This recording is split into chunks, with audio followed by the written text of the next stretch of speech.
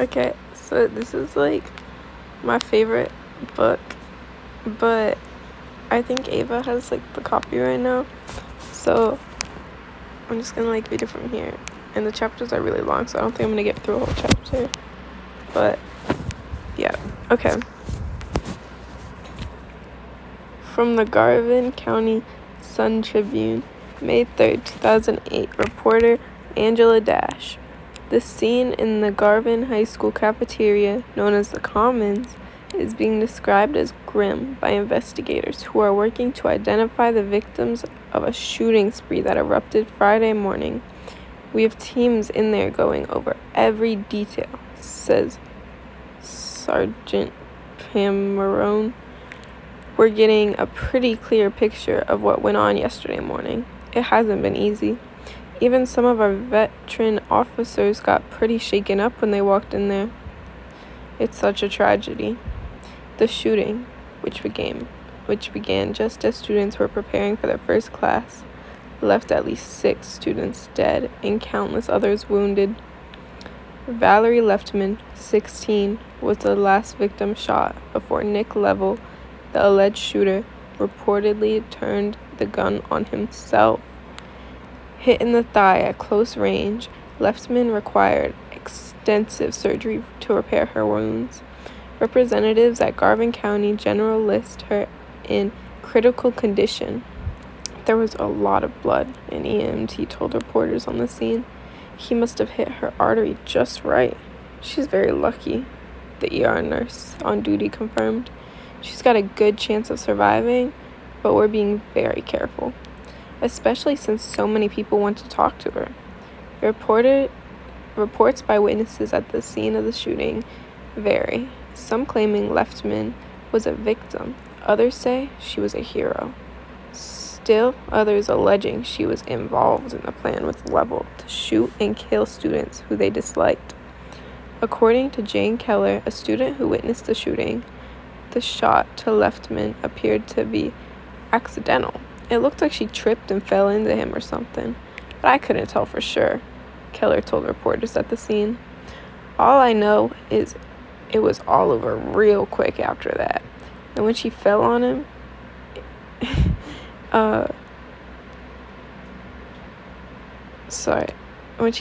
it gave people a chance to run away. But police are questioning whether the shot that took down Leftman was an accident or a double suicide gone awry. Early reports indicate that Leftman and Level had discussed suicide in some detail, and some sources close to the couple suggest that they talked about homicide as well, leaving police wondering if there's more to the Garvin High shooting than originally thought. They talked about death a lot, says Mason Markham, a close friend of both Leftman and Level. Nick talked about it more than Valerie, but yeah, Valerie talked about it too. We all thought they were just playing some game, but I guess it was for real. I can't believe they were serious. I mean, I was just talking to Nick like 3 hours ago, and he never said anything. Not about this. Whether Leftman's wounds were intentional or accidental, there was little doubt in the minds of police that Nick Level intended to commit suicide after massacring nearly half a dozen Garvin High students. Witnesses at the scene tell us that after he shot Leftman, he pointed the gun at his own head and pulled the trigger, says Marone. Level was pronounced dead at the scene. It was a relief, said Keller. Some kids actually cheered, which I think is kind of wrong, but I guess I can understand why they did it. It was really scary. Leftman's participation in the shooting is under investigation with Garvin County Police. Leftman's family could not be reached for comment, and the police will only divulge that they're very interested in speaking with her at this time. After I ignored the 3rd snooze alarm, my mom started pounding on my door, trying to get me out of bed, just like any other morning. Only this morning wasn't just any other morning. This was the morning I was supposed to pick up myself and get on with my life. But I guess with moms, old habits die hard. If the snooze alarm doesn't do the trick, you start pounding and yelling, whatever kind of morning it is. Instead of just yelling at me, though, she started getting that scared, quavery sound in her voice that she'd had so often lately. The one that said she wasn't sure if I was just being difficult or if she should be ready to call 911. "Valerie," she kept pleading, "you have to get up now. The school is being very lenient letting you back in. Don't blow it on your first day back." Like I would be happy about going back to school, about stepping back into those haunted halls, into the commons where the world as I knew it had crushed to an end last May. Like I hadn't been having nightmares about that place every single night and waking up sweaty, crying, totally relieved to be in my room again, where things felt safe. The school couldn't decide if I was a hero or a villain, and I guess I couldn't blame them. I was having a hard time deciding that for myself. Was I the bad guy who set into motion the plan to mow down half of my school, or the hero who sacrificed herself to end the killing? Some days I felt like both. Some days I felt like neither. It was all so complicated.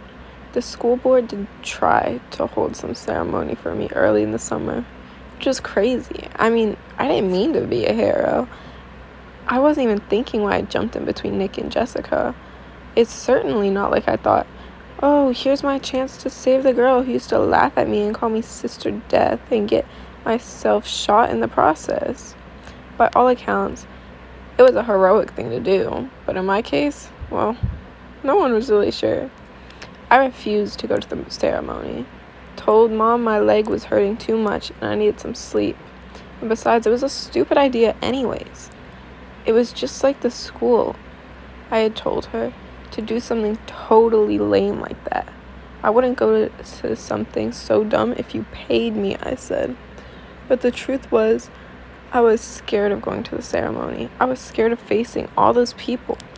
Afraid they'd all believed everything they had read about me in the newspaper and seen about me on TV. That I'd been a murderer. That I'd see it in their eyes. You should have committed suicide just like him. Even if they didn't say it out loud, or worse, that they'd make me out to be someone brave and selfless, which would have only made me feel awful than I already did. Given that it was my boyfriend who killed all those kids, and apparently I made him think I wanted them dead too. Not to mention, I was the idiot who had no idea that the guy I loved was about to go shoot up the school, and even though he basically told me so, like, every day. But every time I opened my mouth to tell Mom those things, all that came out was, "It's so lame. I wouldn't go to something so dumb if you paid me." Guess old habits die hard for everyone. Mr. Angerson, the principal, ended up coming to our house that night instead. He sat at my kitchen table and talked to my mom about, I don't know, God, destiny, trauma, whatever. Waiting around.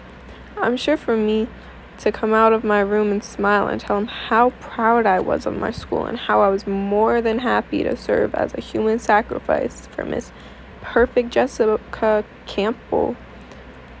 Maybe he was waiting for me to apologize too, which I would, if I could figure out how. But so far, I hadn't come up with words big enough for something this hard. When Mr. Angerson was in the kitchen waiting for me, I turned up my music and crawled deeper in my sheets and let him sit there. I never came out, not even when my mom started pounding on my door begging in company voice for me to be polite and come downstairs. "Valerie, please," she hissed, opening the door a crack and poking her head in my room. I didn't answer. I pulled the sheets over my head instead. It's not that I didn't want to do it. It's just that I couldn't. But Mom would never understand that. The way she saw it, the more people who forgive me, the less I had to feel guilty about. The way I saw it, it was just the opposite.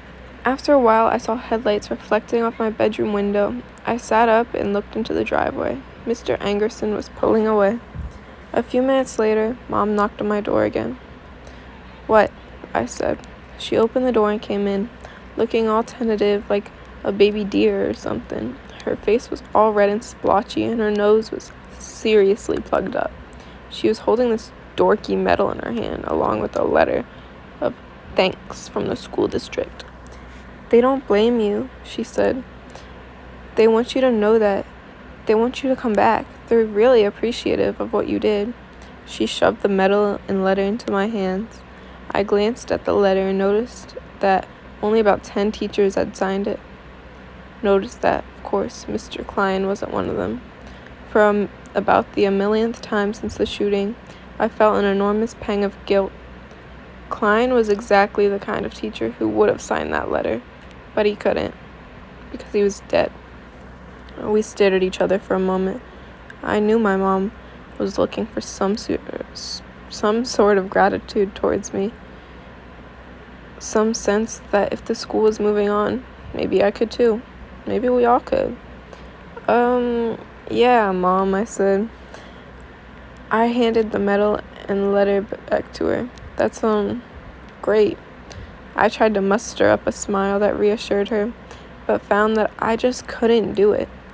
What if I didn't want to move on just yet? What if that medal reminded me that the guy I trusted the most in this world shot people, shot me, shot himself? Why couldn't she see that accepting the school's thanks in that light was painful for me? Like, gratitude would be the only possible emotion I could feel now. Gratitude that I'd lived. Gratitude that been forgotten. Gratitude that they'd recognize that I saved the lives of other Garvin students. The truth was, most days I couldn't feel grateful no matter how hard I tried. Most days I couldn't even pinpoint how I felt. Sometimes sad, sometimes relieved, sometimes confused, sometimes misunderstood, and a lot of times angry. And what's worse, I didn't know who I was angry at the most. Myself, Nick, my parents, the school, the whole world. And then there was the anger that felt the worst of all. Anger at the students who died. "Val," she said, her eyes pleading. "No, really," I said. "It's cool. I'm just really tired is all. Mom, really, my leg." I pushed my head deeper into my pillow and folded myself onto the blankets again. Mom bowed her head and left the room, stooped. I knew she would try to get Dr. Healer all worked up over my reaction at our next visit. I could imagine him sitting in his chair. "So, Val, we probably should talk about that medal." I know Mom put the medal and letter away in a keepsake box with all the other kind of junk she collected over the years. Kindergarten artwork, 7th grade report cards, a letter from the school thanking me for stopping a school shooting. To Mom, somehow all those things would fit together. That's Mom's way of showing her stubborn hope. Her hope that someday I'll be fine again, although she probably can't think of the last time I was fine. Come to think of it, neither can I. Was it before the shooting? Before Jeremy walked into Nick's life? Before Dad and Mom started hating each other and I started searching for someone? Something to take me away from the unhappiness?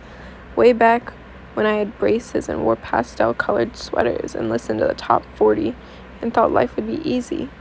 The snooze alarm sounded again, and I pawed at it, accidentally knocking the clock on the floor. "Valerie, come on," she yelled. I imagined she had the cordless in her hand by now, her finger poised over the 9. "School starts in an hour. Wake up." I curled up around my pillow and stared at the horses printed on my wallpaper. Ever since I was a little kid, every time I got in trouble, I'd lie on my bed and stare at those horses and imagine myself hopping on one of them and riding away. Just riding. My hair swimming around behind me, my horse never getting tired or hungry, never finding another soul on earth, just open possibility ahead of me into eternity. Now the horses just looked like crappy kids' wallpaper art, and they didn't take me anywhere. They couldn't. Now I knew they never could, which I thought was so sad. Like my whole life was just a big, dumb dream. I heard clicking against my doorknob and groaning. Of course, the key. At some point, Dr. Healer, usually totally on my side, gave my mom permission to use a key and come into my room whenever she pleased, just in case, as a precaution, you know. There was that whole suicide issue. So now anytime I didn't answer her knock, she'd just come right in anyways, the cordless in her hand, just in case she had walked in and I was lying in a pool of razor blades and blood on my daisy-shaped throw rug. I watched as the doorknob turned. Nothing I could do about it but watch from my pillow. She crept in. I was right. The cordless was in her hand. "Good, you're awake," she said. She smiled and bustled over to the window. She reached up and pulled the blinds open. I squinted against the early morning sunlight. "You're in a suit?" I said, shading my eyes with my forearm. She reached down with her free hand and smoothed the camel-colored skirt around her thighs. It was tentative, like it was the first time she's ever been dressed up before. For a minute, she looked as insecure as I was, which made me feel kind of sad for her. "Yeah," she said, using the same hand to pat the back of her hair. "I figured since you were going back to school, I could, start trying to get back full-time at the office." I pulled myself into a sitting position. My head felt sort of flat in the back from lying down so long, and my leg twinged a little. I absently rubbed the dent in my thigh under the sheets. On my first day back, she stumbled over to me, high-stepping over a pile of dirty laundry in her camel-colored heels. "Well, yeah, it's been a few months. Dr. Healer thinks it's fine for me to go back, and I'll be there to pick you up after school." She sat on the side of my bed and stroked my hair. "You'll be fine." "How can you be sure?" I asked. "How do you know I'll be all right?" "You can't know. It wasn't okay last May, and you didn't know that." I pulled myself out of bed. My chest felt tight, and I wasn't sure I wasn't going to cry. She sat gripping the cordless in front of her. "I just know, Valerie, that day won't ever happen again, honey. Nick, he's gone." Now, trying not to get all upset. Too late. I was already upset. The longer she sat on the side of my bed and stroked my hair the way she used to do when I was little, and I smelled the perfume that I thought of her as work perfume, and the more real it was, I was going back to school. "We all agreed that this was best, Valerie, remember?" she said. "Sitting in Dr. Healer's office, we decided that running away was not a good option to our family. You agreed. You said that you didn't want Frankie to have to suffer because of what happened, and your dad has his firm.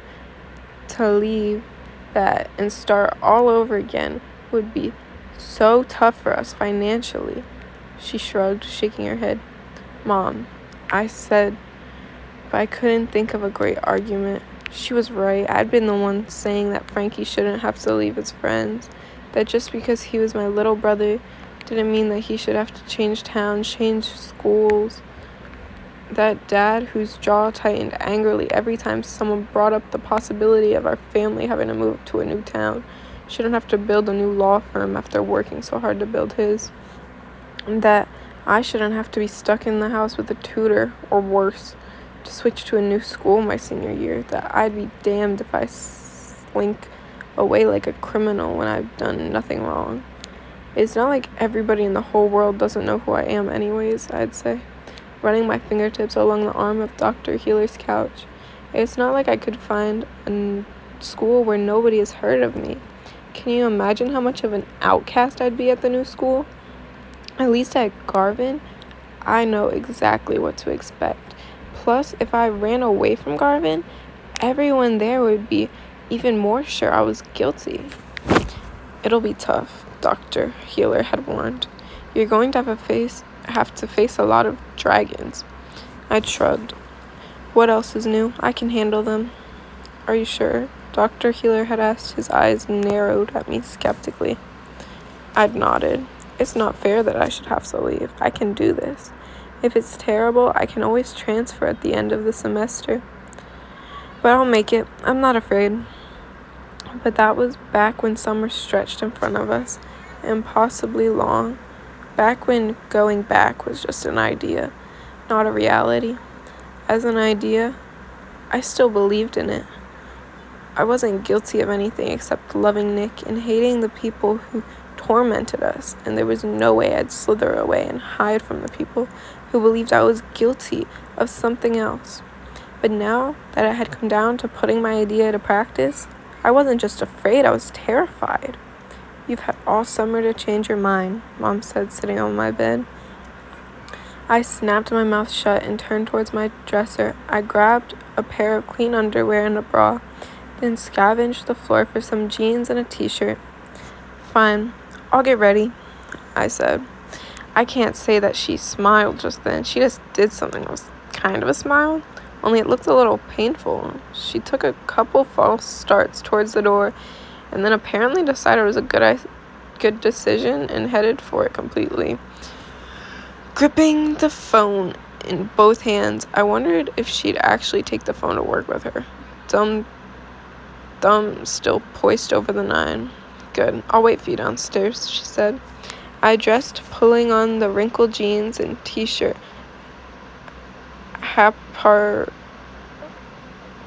not even caring what they looked like. It's not like dressing well was going to make me feel any better or any less conspicuous. I hobbled into the bathroom and ran a brush through my hair, which hadn't been brushed in about 4 days. And I didn't bother with makeup either. Didn't really even know where it was. It's not like I'd been to a lot of cotillions over the summer. For the most of that time, I couldn't even walk. I slipped on a pair of canvas shoes and grabbed my backpack, a new one that Mom had bought a few days ago, and that had sat empty in the very place she'd left it until she finally came in and stuffed it with supplies herself. The old backpack, the bloody one. Well, that probably ended up in the garbage, along with Nick's Flogging Molly t-shirt, which he'd found in my closet and thrown away while I was stuck in the hospital. I'd cried and called her a bitch.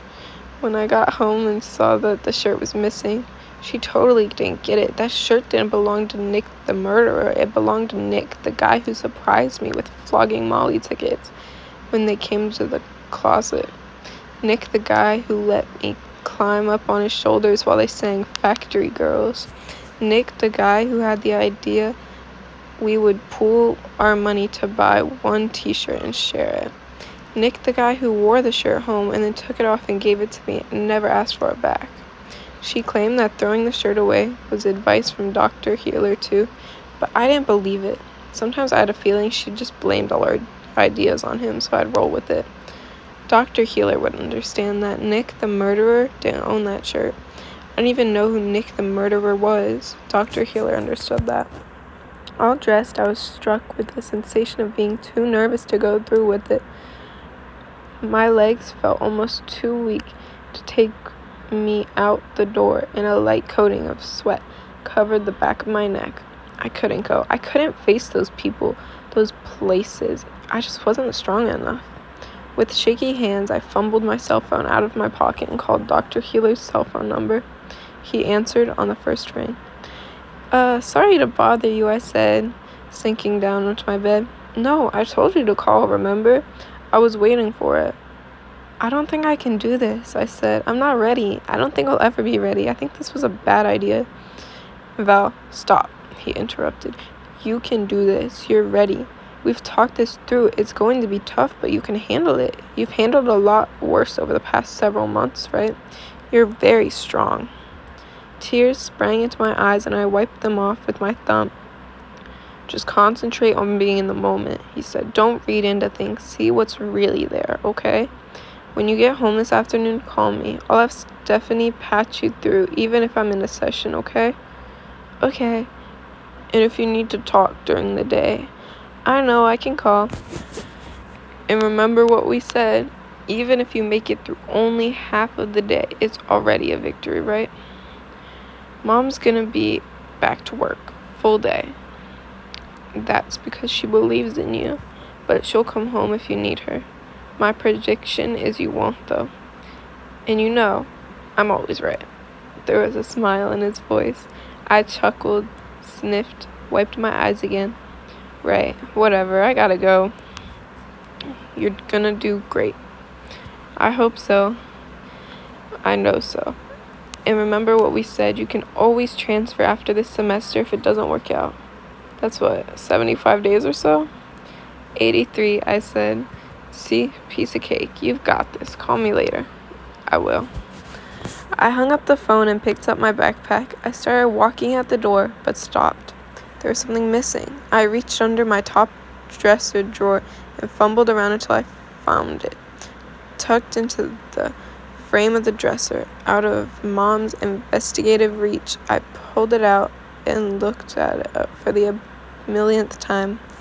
It was a photo of Nick and me at the Blue Lake on the last day of school, sophomore year. He was holding a beer and I was laughing so hard I swear you could see my tonsils in the picture. We were sitting on a giant rock next to the lake. I think it was Mason who took the picture. I couldn't for the life of me remember what was so funny, no matter how many nights I stayed awake trying to drum it up. We looked so happy, and we were. No matter what the emails and the suicide notes and the hate list said, we were happy. I touched the laughing still shot of Nick's face with my finger. I could still hear his voice, loud and clear, still hear him asking me out in a serious Nick way, at once bold and angry and romantic and shy. Val, he had said, pulling himself off the rock and bending to pick up his beer bottle. He picked up a flat rock with his free hand and took a few steps forward and skipped it across the lake. It skipped once, twice, 3 times before it dove into the water and stayed. Stacy laughed from somewhere nearby in the woods. Deuce laughed just after her. It was getting on to nightfall, and a frog started croaking somewhere to my left. Do you ever just think about leaving it all behind? I pulled my heels up against the rock and grabbed my knees. I thought about Mom and Dad's fights the night before, and Mom's voice drifting up the stairs from the living room, and words unclear, but the tone venomous, about Dad leaving the house around midnight, the door shutting softly behind him. You mean like running away? Definitely. Nick was silent for a long time. He picked up another rock and slung it across the lake, skipped twice, and fell. Sure, he said, or like driving off cliff and never looking back. I stared at the setting sun and thought about it. Yeah, I said, everybody does. Totally Thelma and Louise. He turned and kind of laughed, then swigged the last of his beer and dropped the bottle to the ground. Never saw it, he said. Then remember when we read Romeo and Juliet in freshman English last year? Yeah. He leaned over me. You think we could be like them? I crinkled my nose. I don't know, I guess, sure. He turned around again and stared into the lake. Yeah, we could. We really could, if we think alike. I stood up and brushed the backs of my thighs, which felt dimply from the texture of the rock we'd be sitting on. Are you asking me out? He turned, lurched towards me, and grabbed me around the waist. He picked me up until my feet were dangling above the ground and I couldn't help it. I let out a squeal that turned into a giggle. He kissed me and my body felt so electric up against his. Even my toes tingled. It seemed like forever that I'd been waiting for him to do this. Would you say no if I did? He asked. Hell no, Romeo. I said. I kissed him back. Then I guess I am, Juliet, he'd said. And I swear, as I touched his face in the photo, I could hear it again. Could feel him in the room with me, even though in May, he'd became a monster in the eyes of the world. In my eyes, he was still that guy, holding me above the ground, kissing me and calling me Juliet. I stuffed the photo in my back pocket. 83 days and counting, I said aloud, taking a deep breath and heading downstairs. That's the end of chapter 1. Yeah, Okay.